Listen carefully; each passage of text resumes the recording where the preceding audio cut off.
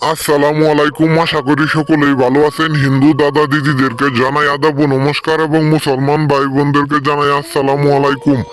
আপনারা দেখতেছেন আমি গঙ্গা নদীর তীরে আছি। আজকে আমি আপনাদের কোনো ভিডিও দিব না। আজকে আমি একটি আপুর কাজ করলাম, নাম হলো তার আখি। সে কুষ্টিয়া থেকে তার স্বামীকে বশ করতে চায়, বাধ্য করতে চায়। সেই কাজের একবারে লাইভ আমি আপনাদের দেখানোর জন্যই আজকের এই ভিডিওটি আমি আপনাদের দেখাইতাছি।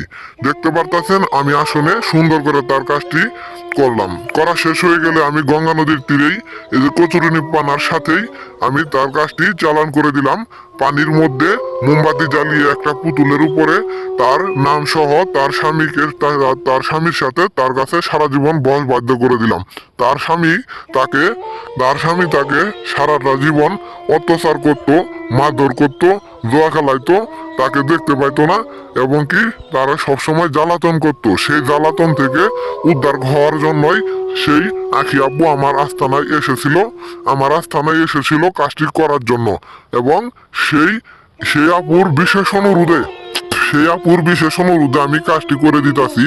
রাতের আধারে প্রায় এখন 3টা বাজে। 3টার সময় আমি কাজটি চালান দিলাম সুন্দর করে আমার নিজের জিন হাজির করে। আর মনে করলেন তার কাজটা ইনশাল্লাহ হয়ে গেছে। সে কাজটার রেজাল্ট পায়ে অনেক খুশি হয়ে গেছে।